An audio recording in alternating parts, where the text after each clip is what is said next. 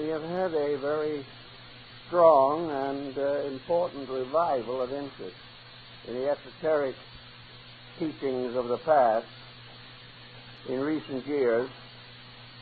And among the various emphases that have come back into focus is the story of the Adept tradition.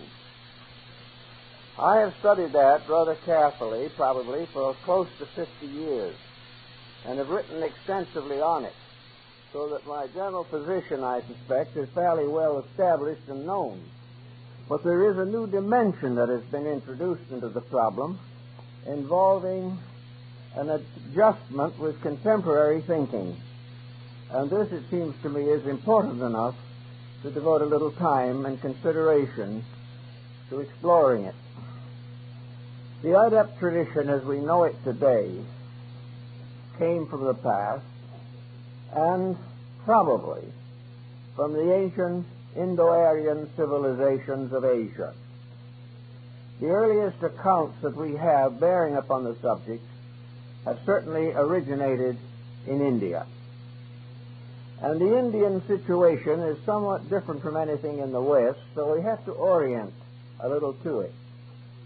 The Vedas and the great Puranas of India discuss the mystery of days gone by when the gods walked with men. We find the same myths and legends arising in other parts of the world. But in India we have a situation that has not been repeated anywhere else of a natural indigenous structure.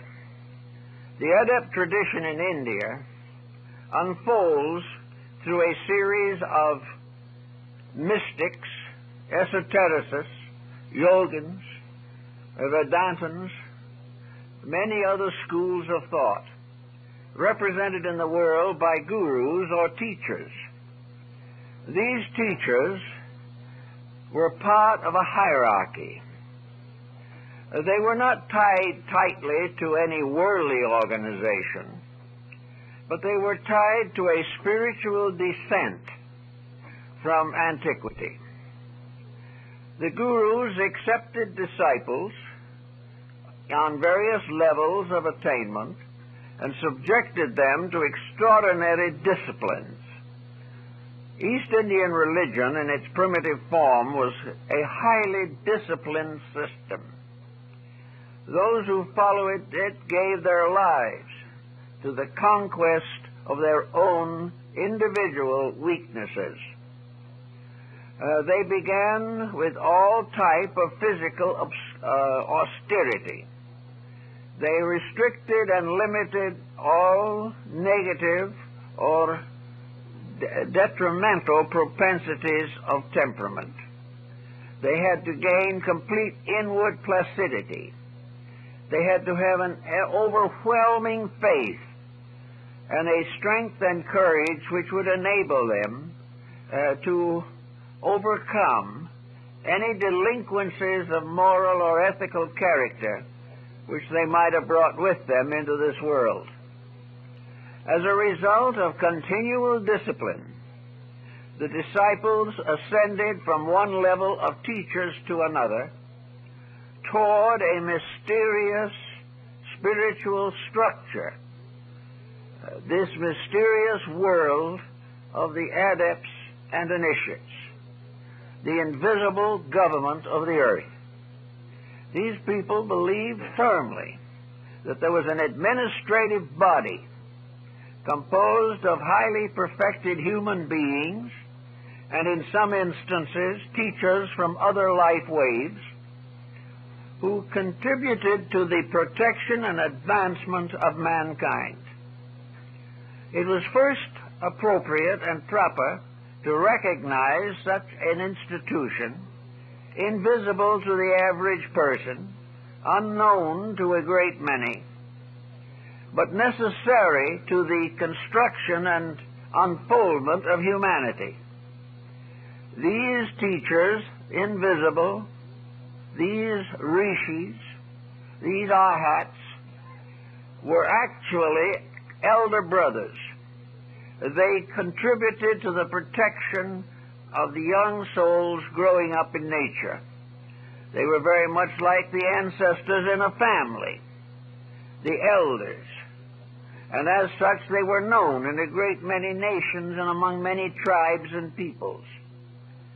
But the disciple had as his final goal that he might become worthy to be an instrument in the fulfillment of the divine plan. This divine plan originated by deity, administered by hierarchy, and finally disseminated throughout the world through spiritualized teachers. This was the mysterious structure upon which the future and destiny of the whole plan of things depended. Now, when we realize that in Asia we had this tremendous dedication, we can begin to understand why it is difficult to transfer that dedication from the highlands of the Himalayas to the condominiums of America. There is a tremendous interval here between the spiritual way of life and the highly economic, industrial type of existence with which we are generally familiar. Almost all the sacred books of the world, regardless of their nationality or their dating, include the factor of an invisible government, the overwhelming hierarchy principle. Theology has generally overlooked this in the West, but on the other hand, it is indispensable to an understanding of nature and life, and a great many philosophers have given a great deal of thought to it. In the first place, if we wish to assume the presence of deity and the Godhead, a trinity or a triunity in unity, and also realize or believe that this power controls, directs, and judges the existence of all living things, it becomes inevitable that there must be something in the interval between deity and humanity. It is inconceivable that deity can administer the whole universal procedure, either by itself or by means of a small group of divine beings.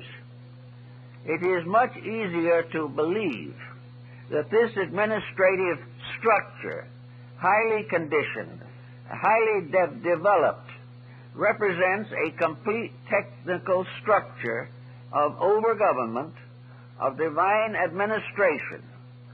It is as though you said of a large corporation that a corporation like Standard Oil or General Foods consists of a president, a board of directors, and office boys. There has to be something between. There has to be managers, department heads. There had to be specialists in many different fields to administer a great corporation. And the universe is the greatest of all corporations, for its very structure is the basis of all integration, all organization, and all distribution of authority in nature. So it did not seem unreasonable to the Oriental mind that there had to be this invisible hierarchy, that there had to be a tremendous invisible machinery administering the visible phenomena of life, that this machinery had to take care of everything, from the motion of the cosmos to the sparrow's fall. There had to be a tremendous something greater than anything we can even imagine as we look out into space and see a magnificent distribution of light in the sky, stars, galaxies, nebula, all kinds of structure out there. We have to realize that something is running this. Something is ruling it. Something is administering it. And the sages of High Asia were convinced that the visible world as we see it is merely an appendage to a great invisible process that we do not see, but which we can learn to appreciate or understand. The first step, therefore, in the training of the chelas, or disciples, the first step was to become aware of the importance of a great process behind the obvious, that there was something more to know than we can find in school books, that there were reasons for things that transcend the common economic impulses with which we are familiar today. It became evident to these ancient sages that man was not here simply to build a material world. He was not here to advance personal fortune or dignity or estate. He was not here to conquer. There was something much more important in life. Finally, he was here to be a servant of the tremendous plan which sustained him and of which he was a part. It didn't seem at all unreasonable, therefore, to these elders that the disciples should become aware of the need for this procedure. That having discovered that there was a purpose in life greater than the ordinary human purpose, that the disciple should prepare himself for this purpose, that he should dedicate himself to whatever improvement would make him valuable to the advancement of the grand purpose or the eternal principle of progress. In this concept, therefore, he went through disciplines which not only purified the body, but also relieved the mind of prejudices and conceits and opinions, and gradually unfolded what the ancient believed to be the most important part of man, and that was the extrasensory and spiritual basis of human existence. Ultimately, then, the idea was that each faithful disciple would in turn be promoted into a more important capacity, not to gratify his personal ambitions, but to give opportunity to the improvements which he had attained within himself. It was not that these improvements should make him proud or more worldly, or that he should use them to advance his personal fortunes. It was that these improvements made him more useful in the great purpose for which all life is basically intended. From this highland belief, then, came the doctrine that in the heart of Asia there was what was originally the North Polar Cap, but that this cap has now moved due to other motions of the planet until it is in the desert of Gobi, and that here was a mysterious center, the spiritual core from which the invisible government of the world functioned in the material existence. This government impressed itself by means of enlightened, dedicated, illumined creatures, persons. Perhaps we would call them gods, but the Greeks like to think of them as heroes, an heroic order of life between divinity and humanity. And in the Odyssey of Homer, and the Iliad, and the Aeneid of Virgil, we find references to these heroes, those who had transcended mortal limitation, and at death were lifted up to become planets and constellations. These were symbolic terms to indicate the advancement of those who had appropriate dedications and lived to achieve victory over the worldliness and ignorance in themselves. If we consider, therefore, this Oriental point of view, we can see how it drifted into Buddhism from its ancient Hindu foundation. In Buddhism, we have the entire concept of the arhats and of the great teachers brought forth in a very simple and direct way, in which the universal laws were administered by dedicated human beings who had become worthy to receive instruction.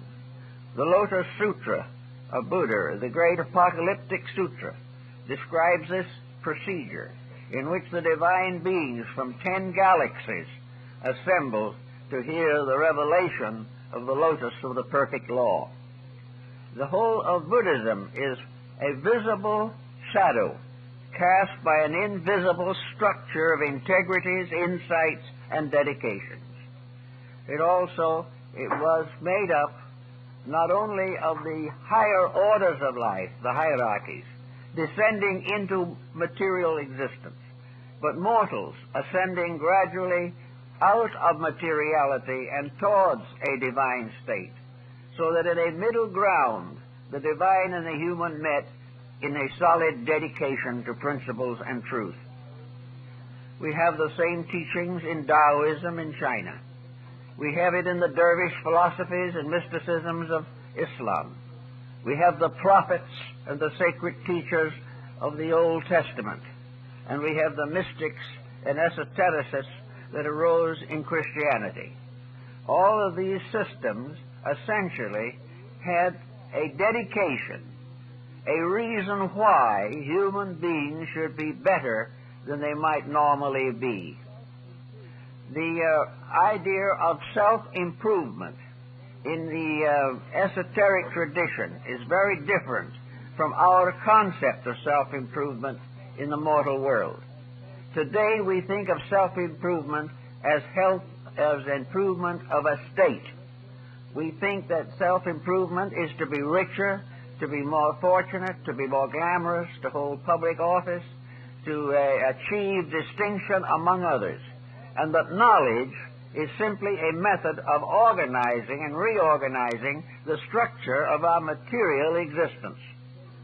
Therefore, we spend many years training to be computer operators. We spend many other years in terms of becoming diplomats or scientists or doctors. We become involved in great professional dedications. We become artists and architects and poets and writers, musicians. But some way, for the most part, all of our efforts are directed towards the enhancement of our material estate. We seek fame, distinction, recognition, and honor in this world. The esoteric tradition approaches this matter a little differently. The question that they have always asked, and which has been difficult for most people to answer, is, when we leave here, of what we have here, what can we take with us? Well, a good education in accounting worked for our favor in a universe in which accounting, as we know it, has no existence. Does wealth go beyond the grave? Is fame and distinction something that has significance outside of this world? And for the most part, if we think clearly and carefully, we have to answer in the negative. There is very little we specialize here that is good for us anywhere else. It is important simply because of the world we live in, the condition of society, the degree of advancement of learning and arts and sciences here. Beyond this, most of the attainments that we give our lives to can have no enduring significance. Recognizing this, it was easy for some of the ancient peoples to rise above the lure and temptation of material existence. This was one of the reasons for which the ancient scriptures were dedicated. There is another reason also, that assuming that it is possible for the individual to know more about the grand structure of existence, then it is also possible for him to do better here and now in his material state. The more understanding he possesses, the more secure he can become, not only in spiritual values, but in his relation to the material environment in which he lives. Now, as we go along from one country to another, we find various names for these mysterious higher personalities. We have various stories of where they came from and why they're here and how they function and operate. But essentially, we realize or recognize them mostly through symbolism, which is a language of the pictures or word patterns which we must interpret in terms of inner insight. If we imagine that instead of a world simply filled with space and dark holes in the nebulas, we recognize that behind a veil, what the ancient Mayas called the azure veil of sky, behind this was a tremendous structure, a structure so meaningful that it brought the individual down in absolute, abject humility. This type of experience was awarded to Jacob Boehme, the German mystic, who in his meditations and mystical contemplations was given a vision of the way the universe opened up, the way that Dante saw the space, the cosmos, as a tremendous open rose with hierarchies upon each of the petals, that somewhere behind this blank wall which seems to surround us is a greater world than we have ever known, a world of purposes, of meaning, a world not bound to material or economic structures, but a world belonging to infinite life and its continuing manifestation for the purpose of the unfoldment of the spiritual content in all things that live. Now, as we go down a little further, we come to another interesting pattern that presented itself. About the beginning of the Christian era, perhaps a little earlier, there was a traffic between Asia and Europe. And this traffic centered in a few great cities like Ephesus, Antioch, and Alexandria. And we find the Adept tradition beginning to emerge in contact with Western peoples, particularly through Egypt. In this particular area, the Neoplatonists, the Gnostics, and several other groups of mystics began to teach more openly in the West the belief in this grand plan of things, the belief that everything in the universe was lawful, that there was no such a thing as an accident or a mistake, that all the unfoldments of life, evolution in all its manifestations, were part of one tremendous pattern, a pattern invisible to the common perception, but to be glimpsed or apperceived in meditation or mystical experiences. Out of this also came another elaborate Egyptianized form, and that was ritual.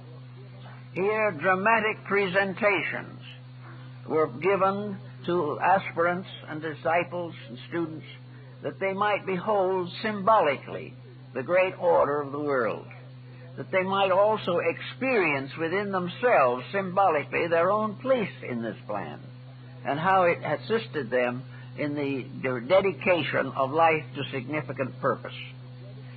This is perhaps the key to the whole thing, the dedication of life to significant purpose. From the Alexandrian time, we have the rise of things like the Hermetic philosophies. A mysterious adept, Hermes Mercurius Trismegistus, a strange phantom-like figure, was perhaps the first important Western concept of the adept.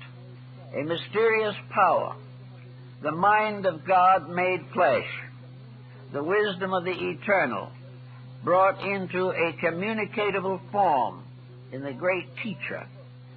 Hermes was considered to be the author of all the books that were ever written in the world.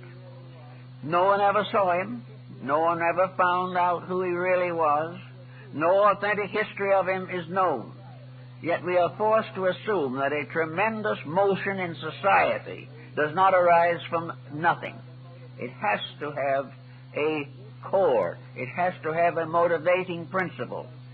And this motivating principle, as Hermes, was invisible, but the source of a tremendous visible transformation in the life of humanity. So we find gradually the rise of systems in the West, the Kabbalists, under Rabbi Akiva's influence, and Rabbi Simeon ben Yochai gave us the Zohar, the Book of the Splendors, the story of the great face and the lesser face, the story of the eternal throne forever, surrounded by hierarchy, by tremendous emanations of beings purposed to the life and improvement of mankind. We have the same tradition in Central America, among the American Indian groups, and in North America. But we have the mysterious lodge in the sky, the mysterious abode of the wise. And in this mysterious lodge, where they sat in council forever, these wise ones, the olds and the trues, administered the fortunes of mankind. And the medicine priests were able to leave their material forms and go to the great lodge in the sky for instruction. And sometimes the priest took with him a disciple, whom he taught also to depart from the material form and attend the great council of the sachems in the lodge in heaven. These are Indian beliefs of tribes widely separated, with no language in common, scattered over a great continent, and the three parts of that continent, North, Central, and South America, all with the same intuitive understanding of what is occurring. This intuitive understanding probably arose from the medicine priests, those who from birth were dedicated to the service of truth, who could have no assignment in life except to serve the need of the tribe. All these experiences brought many legends and myths and stories into existence. The mythologies of nearly all races and nations involve this mysterious circumstance. So now we will bring it down to our purpose to the beginning of the 17th century in Europe, where for the most part our present thoughts on the matter are centered. Around the year 1614, a mysterious proclamation appeared in Europe called the Fame and Confession of the Fraternity of the Rosy Cross. It was signed presumably by the members of an esoteric order, an order that was not to be found anywhere in the mortal world, an order which never received candidates, but selected for itself those whom it regarded as worthy. This particular documentation, followed by the chemical marriage of Christian Rosenkreuz, caused a tremendous furor, for it was really nothing more or less than to introduce into Europe the concept of the over-government of the Adepts. It met, as might be expected, tremendous resistance.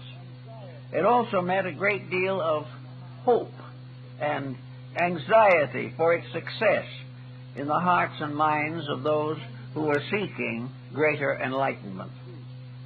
So for nearly 20 years, this particular group remained a phantom structure in the philosophy, science, and political life of Europe.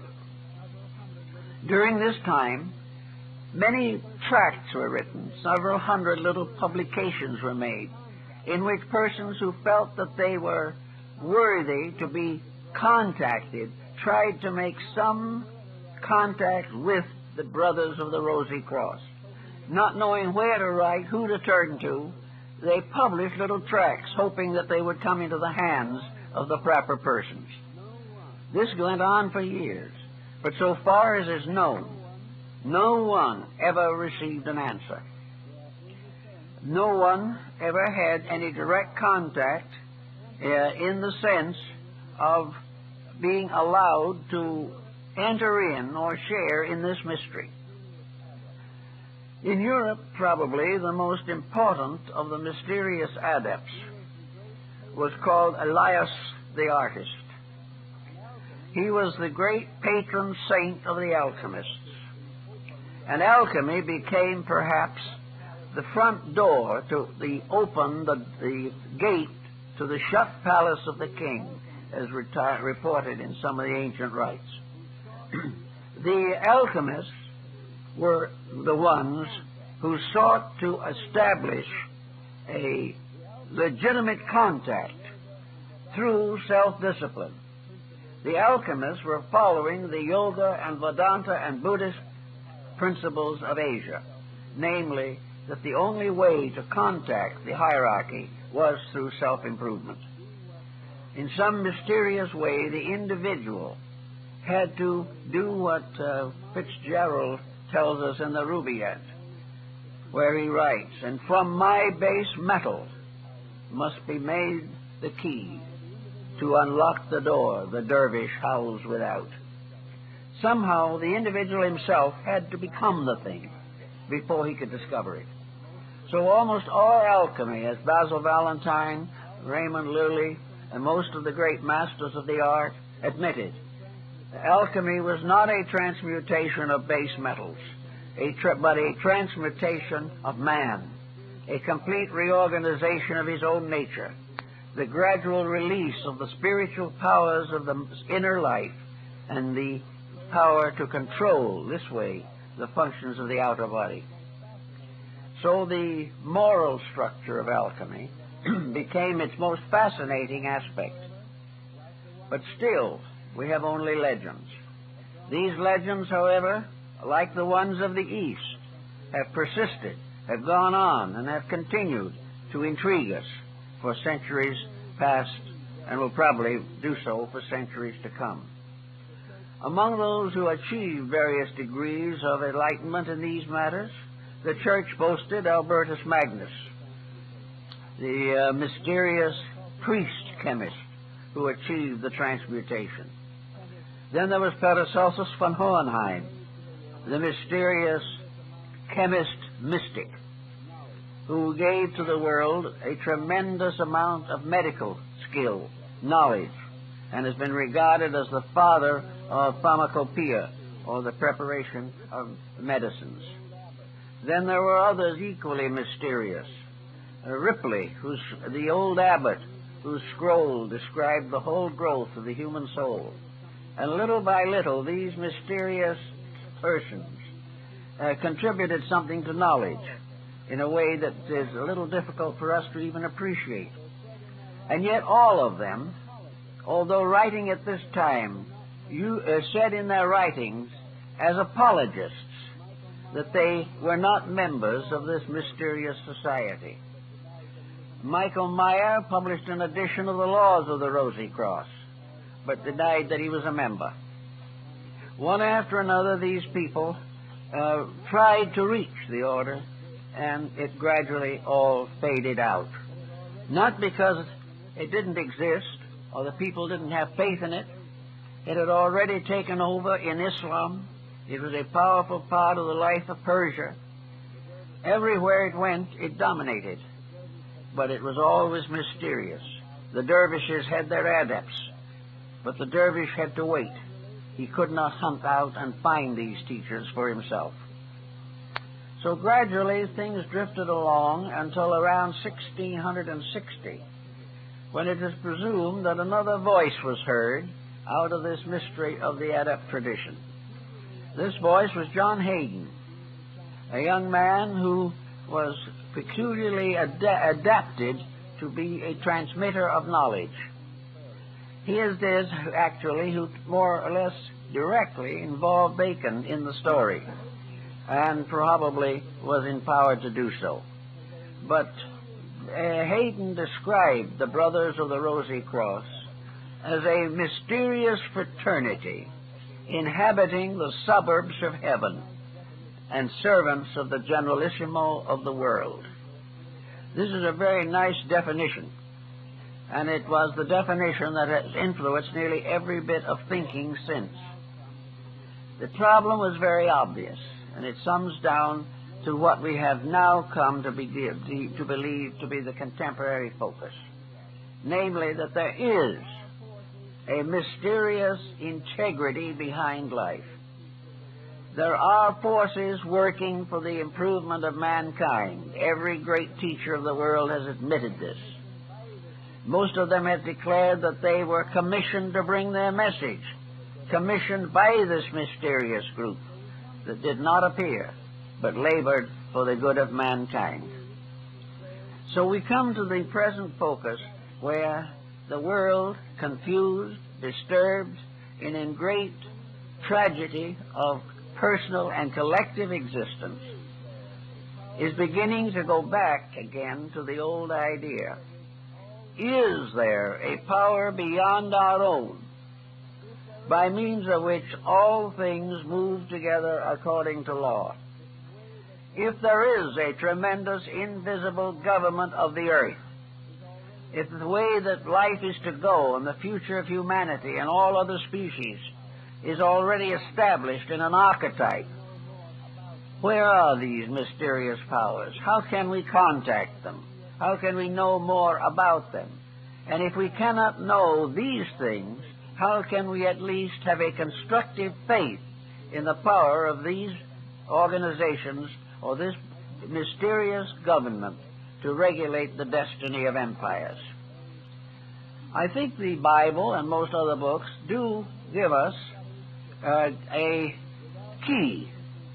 We are, I think, unable to study Scriptures without coming to the conclusion that there is something beyond our ordinary human problems and efforts working to control and direct the destiny of mankind.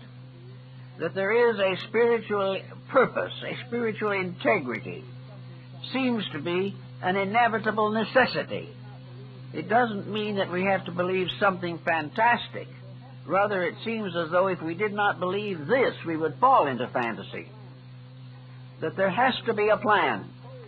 That this plan has to have resulted from a planner. And this planner, in turn, must unfold the plan through a proper organization of processes and beings capable of administering the divine purpose. So now we come down to the problem as it is with us today, that a gradually increasing belief is coming back to us out of the past, that there is a destiny that shapes our ends, rough hew them though we may, that we are not floating on the surface of something that has no substance, that birth is not a beginning nor death an end, that we are not simply shipwrecked on a barren planet in space, where we must continue until we destroy the planet with our own ingenuity. These kind of thoughts are desperately detrimental. We can't live with them. We cannot live unless somewhere in our nature we believe that life is significant. And we look around us and find very little evidence on the material plane of a significant life. We have to go behind the azure veil. We have to try to imagine, at least, the tremendous machinery by which visible things are maintained. We have to realize that the universal construction, like the human body, the macrocosm, which is the same as the microcosm, according to Hermes, that these two structures are symbolic of each other, that both are involved in the mystery of creation.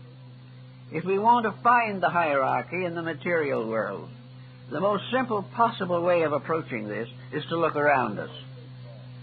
In London, Christopher Wren built the great Cathedral of St. Paul. They put a tablet in the wall saying to, if you want to know Wren, look around you. In other words, the building itself. If we wish to know the builder, look around us, at the world as it is, not just political and structural, but that world which man does not control, the mysterious world of life and life processes, the mysterious relationships of living things. More and more we are becoming ecology conscious. More and more we are studying the various forms of life that inhabit the planet.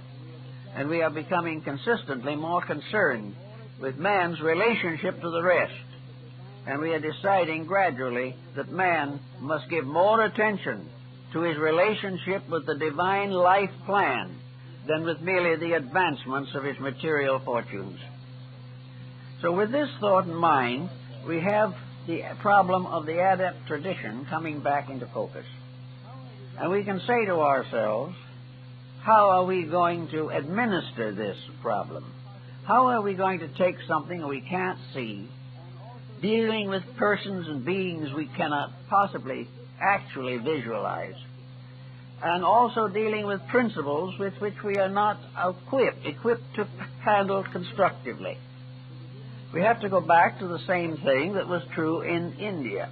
There is only one protection to the human being who begins to investigate the unseen and the unknown, and that protection is his own integrity. There is no possible way in which he can protect himself except by the constant protection of his own honor.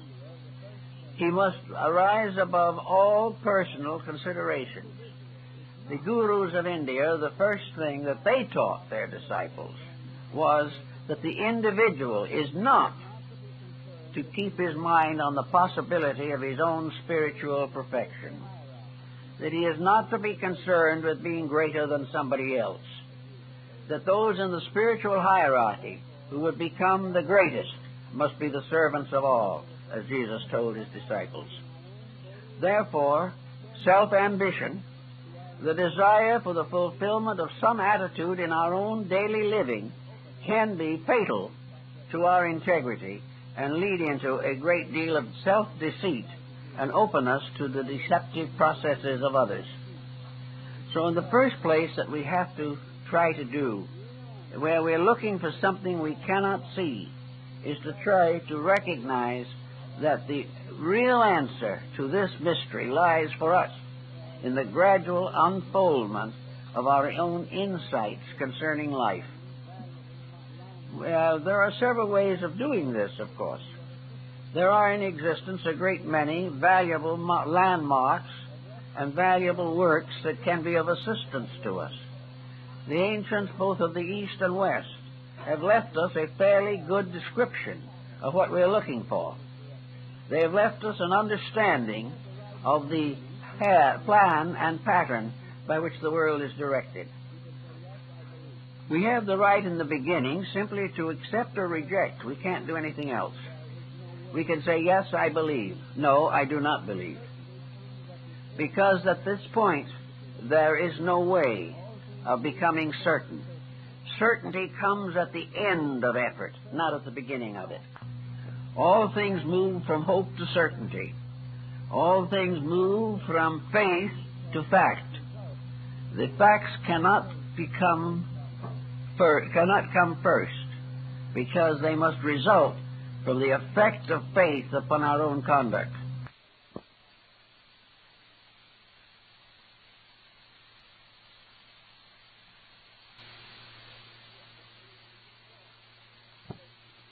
All things move from faith to fact.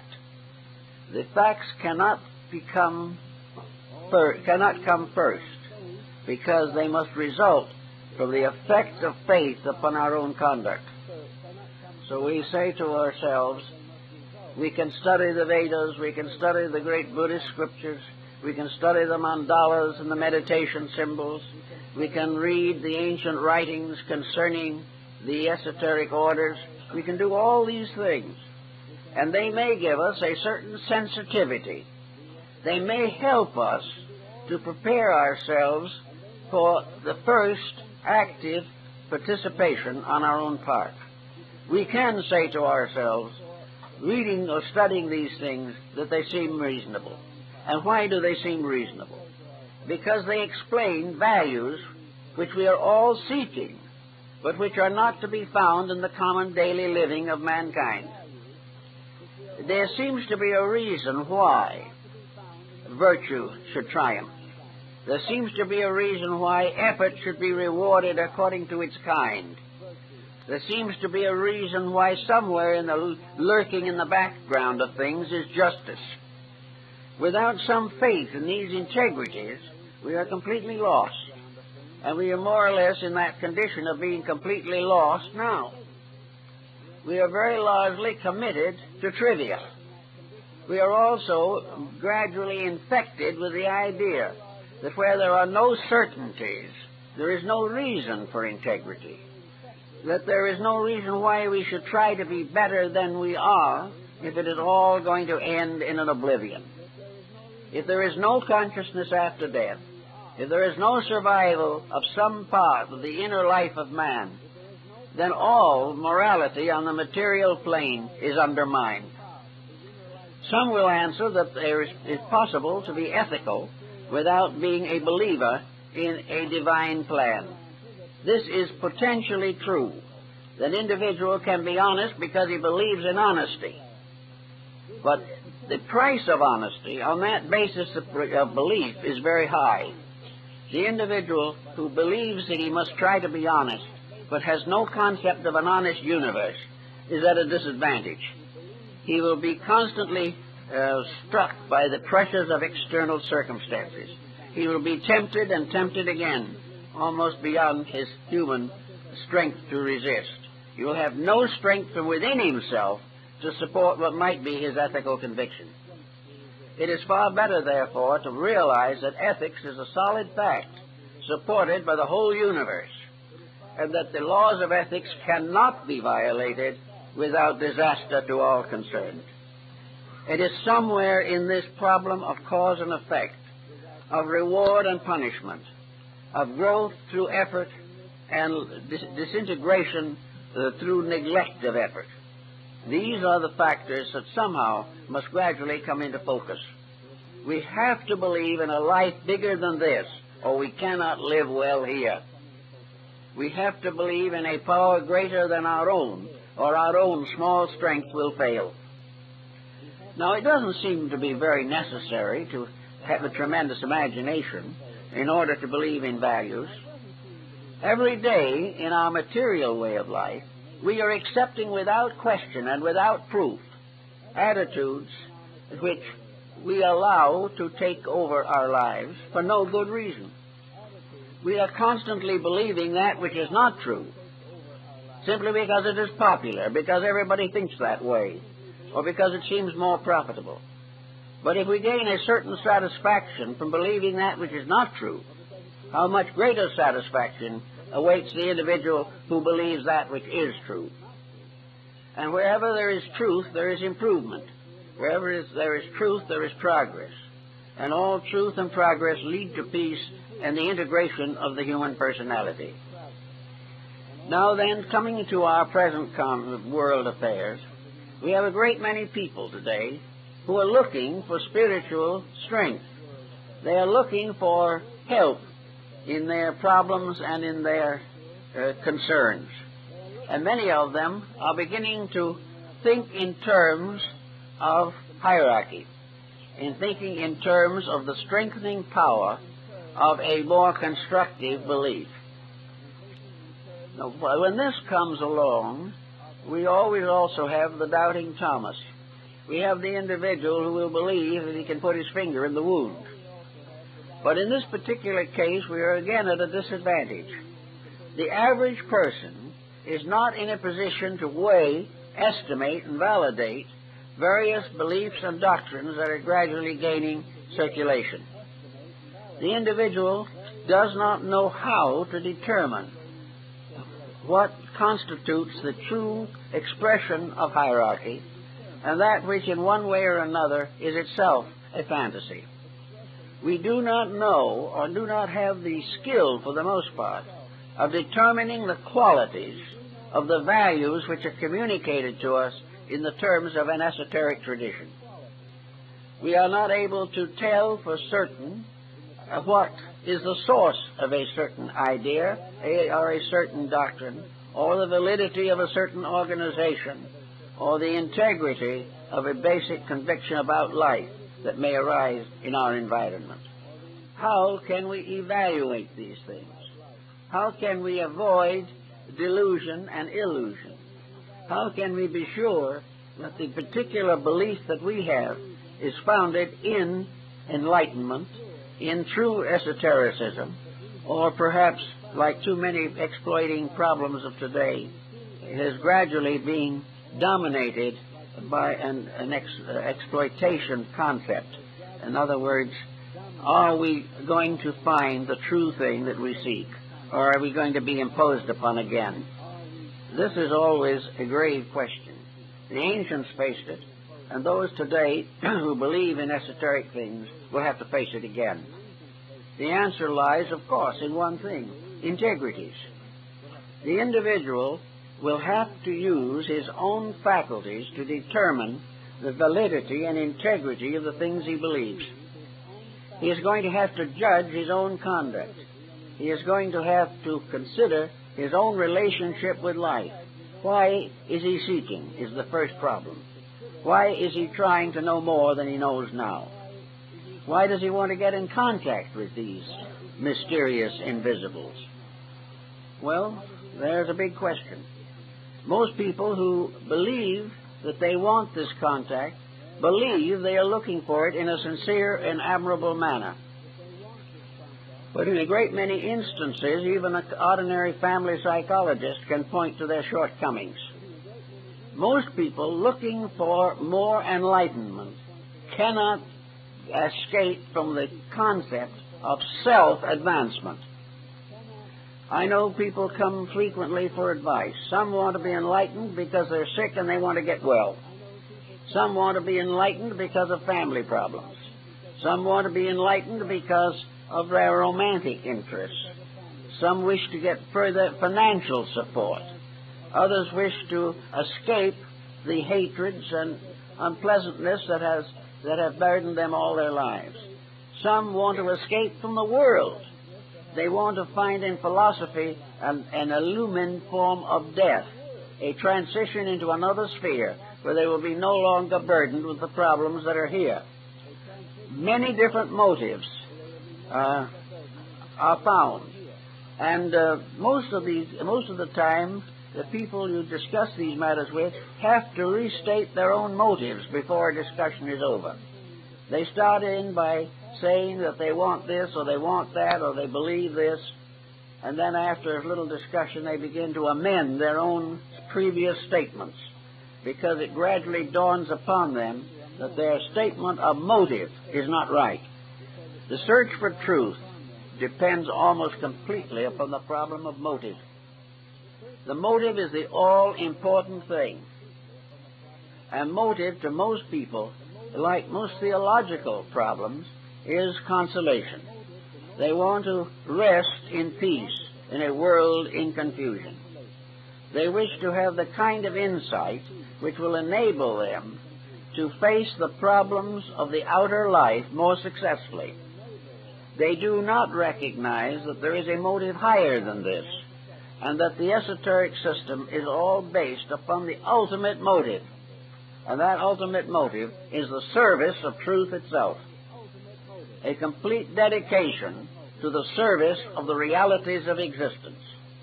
It is only through this type of dedication that there is any possibility, as the Neoplatonists pointed out, of that mysterious inward moment in which the individual, without any real intention or without any real desire for it, is suddenly in the presence of the reality, simply because he has come to deserve it.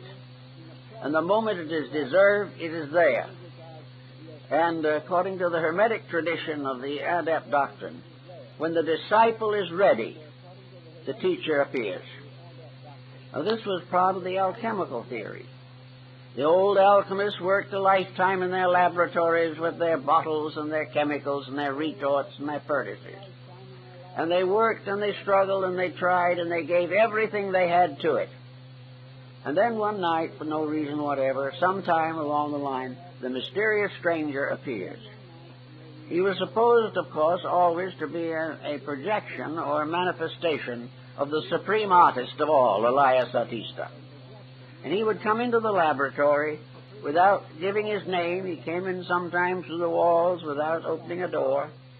He said a few words to the alchemist, gave him the answer to his question, and then disappeared and was never seen again by that alchemist. But the whole theory behind, of course, the whole theory is that alchemy was this science of regeneration.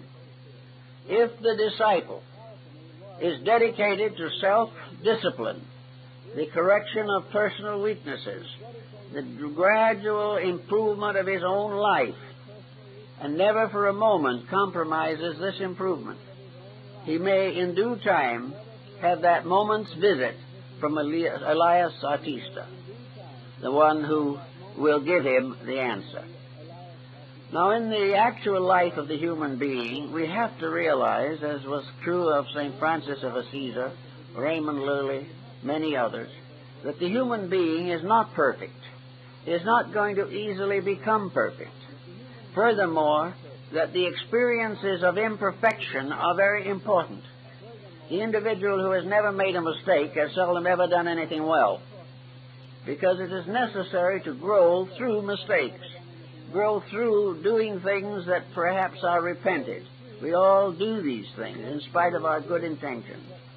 But as we become more and more dedicated to the realities, we begin to reinterpret our own mistakes. We find that these mistakes become partial, at least, proof of the very truth we are seeking. We begin to realize how we did it not so well, and begin to realize how we can do it better. Little by little, the past with its mistakes is transmuted, like the base metals of alchemy, into a realization of the disciplines that are necessary to our own growth. So today, with these various organizations that appear, I have not, in writing, ever discussed the merits or demerits of contemporary organizations. I don't want to do this, because it can only lead to endless difficulty, inasmuch as evidences that are acceptable are difficult to find, and it becomes a battle of convictions in which people are hurt, people are discouraged, and it all ends in nothing. There is no way of solving it this way. Rather, instead of that, I'd like to put the emphasis where it seems to me that it really belongs. That the only way that the individual can surely and truly attain the contact with the Hermetic mystery, as it is described by Mrs. Atwood in her work on alchemy. The Hermetic mystery is something that is discovered through the transmutation of self. It is something that arises from gradual control of the factors of life. No one is going to contact these esoteric systems by desperation. They are not going to get there by a verbal dedication. They are not going to get there by a contribution, no matter how generous it is. They cannot. The answer is they have to reach it through the gradual development of the faculties within themselves, by means of which they are able to attain contact with these esoteric schools.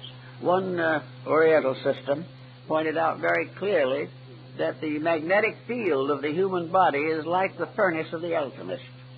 This magnetic field is varicolored, and its hues are continuously changing.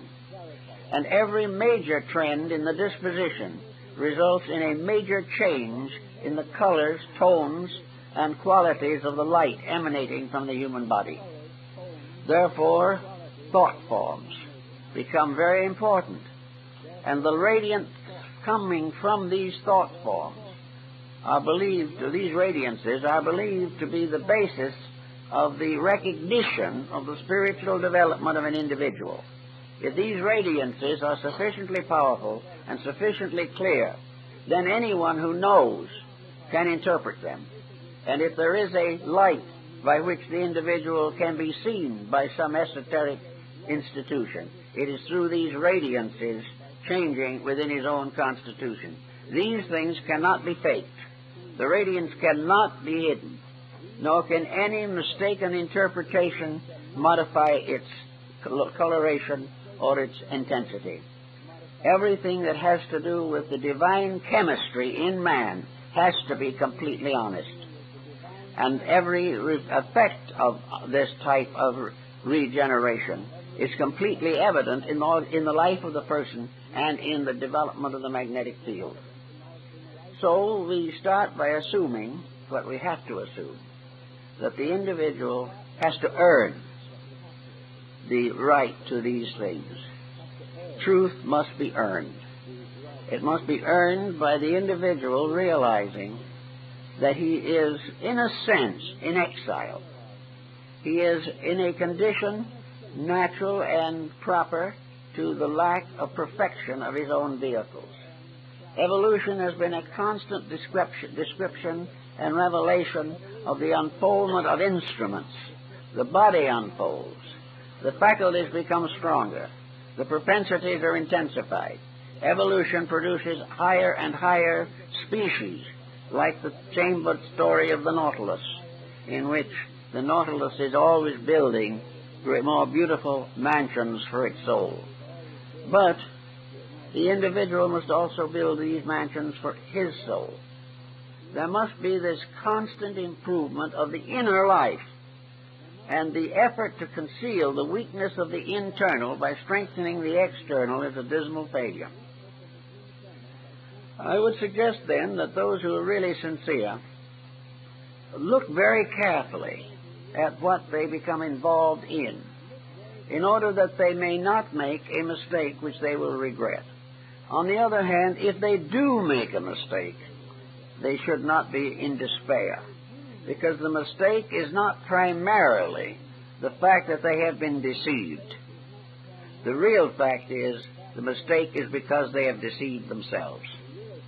The individual cannot be deceived if his own integrities cannot be tempted, or he cannot be lured away from the facts of life into some false doctrine which cannot produce the goals which he seeks.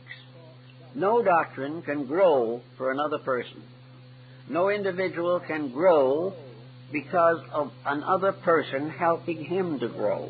The other person may give him certain instruction, may inspire him, but every action of life that is a growth must be motivated by the person who is seeking to grow. His friends, his teachers, all those around him can help, but no one can grow for someone else any more than one person can digest food for another. It is absolutely necessary that growth be the result of personal improvement. Now, in Christendom, we also have another interesting parallel to the Adept tradition, and that is the story of the saints. The Western world has gradually substituted the saint concept for the ancient Arhats and Rishis of the East.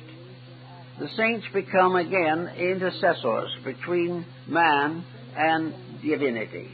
These saints are miniature saviors. They possess something of the power of the sacrifice they have made for the good of the world. And from this sacrifice, a certain sanctity has been bestowed upon themselves. The saint, therefore, is in a sense another example of the esoteric tradition, the hierarchy. The saints become an order of intermediaries between deity and mankind. If this has any foundation in validity, and it is held as sacred by hundreds of millions of people, it is because of this very fact that the individual who loses his life or gives his life for a principle greater than himself shall have life everlasting. The saint is most commonly canonized because of martyrdom. And this martyrdom is the giving of all of self, unselfishly, to the glory of God and the service of each other. This constitutes, then, what to the ancient esoteric orders would be the qualification necessary for participation in the esoteric circle of illumines. The saint becomes the symbol of the person who has achieved the complete renunciation of himself in the service of others. That he becomes capable, therefore, of interceding and becomes an intercessor, as all the world teachers have been, by means of which the eternal power of things is refreshed and restored in confidence by the proof that among its creatures there are those who are moving definitely and dedicatedly toward union with itself. Therefore, those who become dedicated have certain virtues, certain powers, and certain authorities vested in them. And this concept leads, of course, to the concept, finally, that these together become the interpreters of the law. They are interpreters not on our level, but on the level of absolute unselfishness, absolute impersonality, absolute obedience. These things are a little hard for Western man to accept. We have gradually become more and more convinced of our own importance. We have more or less felt that some way we were going to change the world. But the more effort we put in that direction, the more we endanger the world. Because that which attempts to solve problems by force, by strength, by wealth, by authority, all of these conditions are ultimately failures. There were times in the early history of mankind when there were shepherd kings guarding the destiny of mortals, where, according to Homer and others of the ancient world, the gods walked with men. They descended as teachers and guardians and guides, and they spoke through the prophets of old, as we find in the Old Testament. But gradually something else happened. As the individual grows up, he is no longer dependent upon elders entirely. He cannot be trained by being forced to perform certain virtuous actions. He cannot be made honest by being whipped if he is dishonest. He cannot become virtuous because he is punished as a criminal. The individual must make these changes of himself, in himself, and by himself. He must gradually build up these values which he knows to be right. Gradually, therefore, the shepherd kings vanished from the world, and the individual became a self-reliant individual, possessing what St. Thomas Aquinas called a limited determinism, the right to choose to do right. And this choice to do right, voluntarily met, the individual actually choosing to supply his inner life with greater integrities, has made an important personal step. It is very much more important to make one small step in one's own way than to be pushed into something that appears to be much greater. So that in the gradual evolution of the great mystery school, which is the world, the individual has had to make decisions, and these decisions are the basis of his spiritual development and the maturity of his soul. He must choose these things in the presence of temptation. He must recognize that when it appears most likely that he might succeed materially, it is also possible that he might fail in the great purposes of life. Consequently, there must be always this continuous stress upon personal integrities, personal dedications, and personal purifications. We honor most the great teachers of our race. We honor those who have sacrificed life and time and have also brought us the deepest and most wonderful revelations that the world has ever received. We respect these people. We honor them.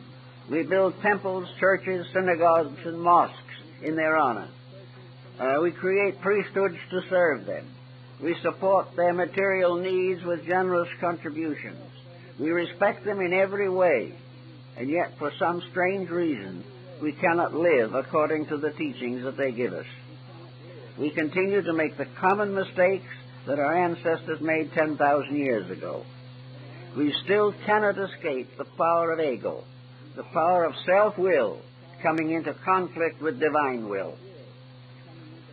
Therefore, if we really want to understand the esoteric tradition and hope that sometime we might be worthy to have direct contact with it through reputable and proper instruments, we have to carefully explore all of the teachings that are now circulated under those terms. We have to look at the revelations attributed to prophets and teachers to make sure that those revelations are a challenge to our integrities and not a justification of our weaknesses. We have to be sure that we are going to be disciplined, not that we are going to be relieved of discipline, that we are going to have to live better, not finding ways to gain the ends we want without the corrections of our own faults. No amount of believing will protect us if we do not live according to the beliefs that we hold. And a great believing is sometimes too much for us. We have an idea of some very great, wonderful thing that might happen, and in the presence of it, we are unable to face the small problems of the day. Beliefs should be simple. They should be within our comprehension. And as our comprehension increases, our believing will be enriched. But it must begin with simple and gentle convictions. If we can work with these problems, we will then probably find, as we have in the past, that there will be powerful restorations of esoteric knowledge. There will be reformations in our system of schooling. Little by little, these changes are taking place now. Opinions that 20 years ago were considered heresy from a scientific standpoint are now regarded with considerable interest and attention. Little by little, the secret way of life is coming through. It is coming through because we are in desperate need of it. It also is coming through because all physical or mortal knowledge leads finally in the direction of metaphysical and immortal knowledge. It is only that we have to allow it to unfold. If, however, we lock our material knowledge in prejudiced attitudes, if we continue to bind our spirits and our souls to the millstone of the Philistines, then these other things simply cannot happen. But each person has one other consolation to bear in mind, namely that if the integrity is what it ought to be, no condition of society can stand between the individual and the enlightenment that he deserves. No amount of corruption can destroy the just person. No amount of pressure, circumstance, or tragedy can take away the integrity of the person who is really dedicated to the principles of truth and light. He can go on. He does not have to be supported by his society, or his family, or his friends, or his nation, or his world. It is his privilege to live his beliefs. It is his privilege to continue to grow, because actually his growth is not a public event. This is where trouble gets in. When we try to proclaim our growth, it is questioned. But if quietly we grow so that people do not question our growth because they see it, then we are in a much more secure position. No one can stop us. Even the greatest tyrant cannot prevent us from growing if our growth is turned toward our inner life and not in conflict with outer circumstances. The individual, by releasing themselves from the worldliness in themselves, transcend the power of worldly authority to destroy them. They keep on growing in their own proper and natural way. So we really recommend that most people begin to think seriously about the invisible government of the world, that it is our only hope, that we know perfectly well that our own politicians are not going to get us there. We know definitely that unless there is an integrity in space, there is little hope for us. But if there is an integrity in space, then integrity is indestructible. We will achieve that which we deserve. And the universe has this vast mechanism, referred to as hierarchy, to make sure that the just person is given the enlightenment that he deserves, and to make sure that all injustice is finally corrected, and that in the end we shall live to become part of the universal plan, and not in a desperate effort to create some type of an economic empire in the material world.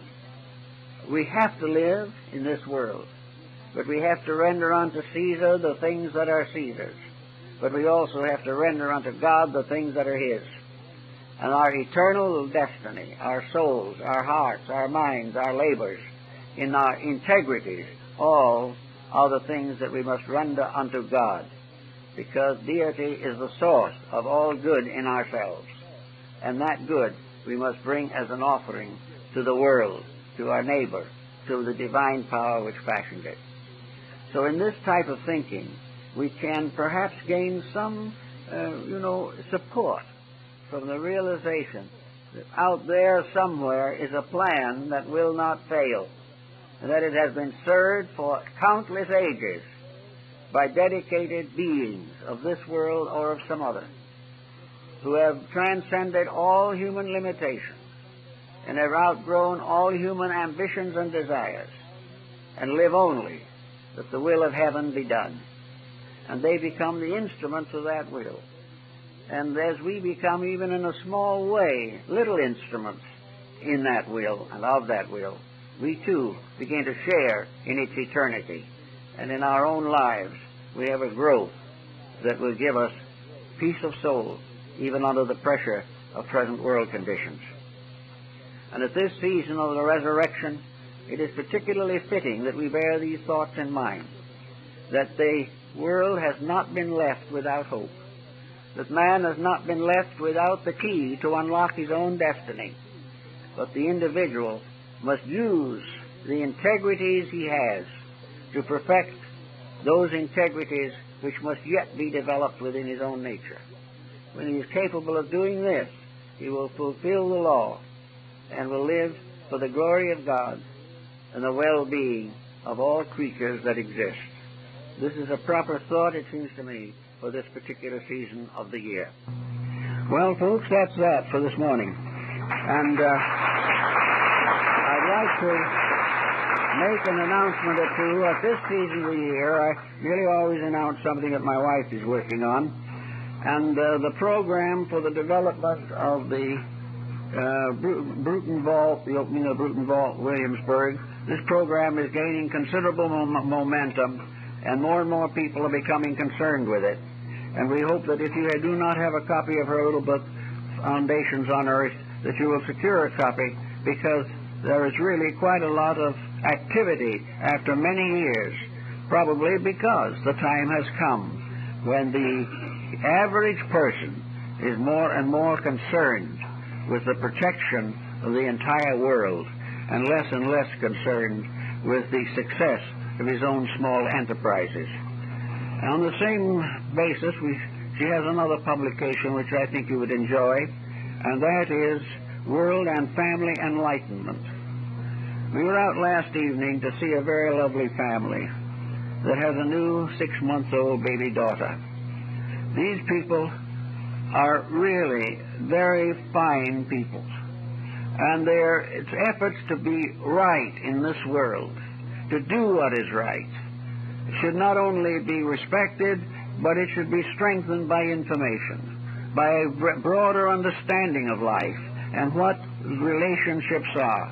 And my wife, in her little publication, World and Family Relations, gives a picture of a family of worlds, a family of nations, a family of people, which I think you will enjoy and may help you to make this Easter significant.